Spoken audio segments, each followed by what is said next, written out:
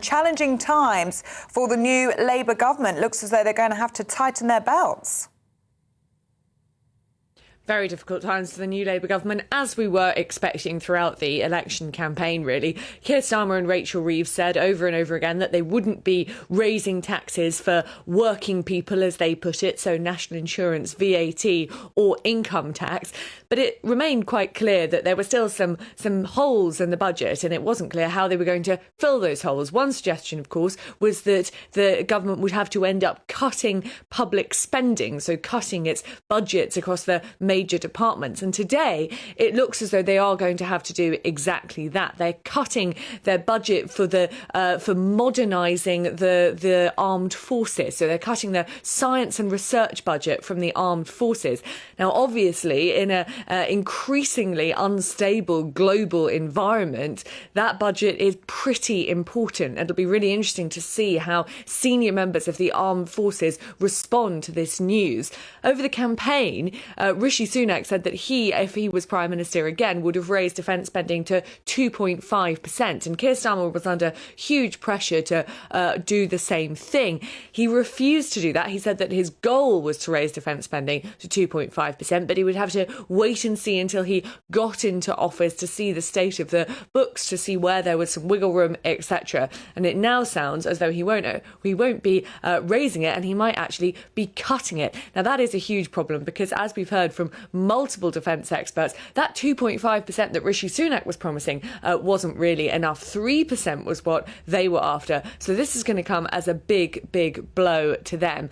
And then, as you said, there is this problem of very, very sticky problem of inflation. Inflation went down to the Bank of England's target of 2%. It actually went a little bit below that. But again, today, it sounds like inflation is going to rise a little bit again. That is a result of rising prices of food in supermarkets, which seems to be the stickiest form of inflation. Now, that will have knock-on effects on rail fares, as we've heard. That decision is going to be made a little bit later in the year. And perhaps more importantly for lots of our viewers, it's going to have a big impact on interest rates, those interest rates which affect all of our mortgages. We did see a little cut from the Bank of England at the last meeting, a cut of 0.25%, but it now sounds, with this sticky inflation, as though the Bank of England will not cut again in September, might only cut again in November or December. Now, that means that those high mortgage rates for thousands and thousands of people across the UK are going to stay high,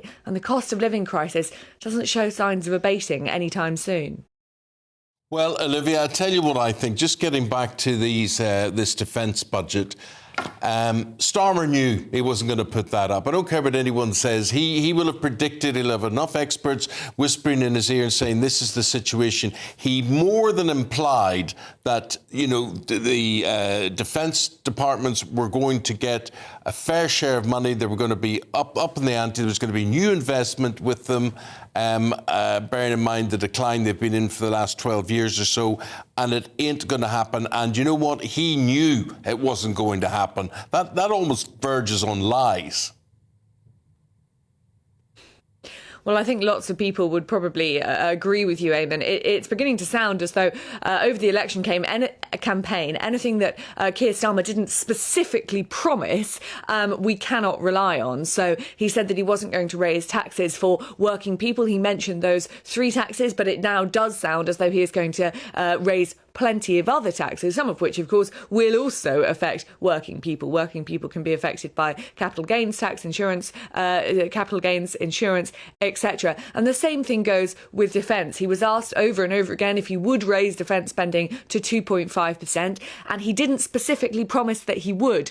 Now it seems that refusal to commit to that promise was actually, as you say, an admission that defence spending would go down. I think there will be a lot of anger in the defence sector over this, and possibly in the wider public as well.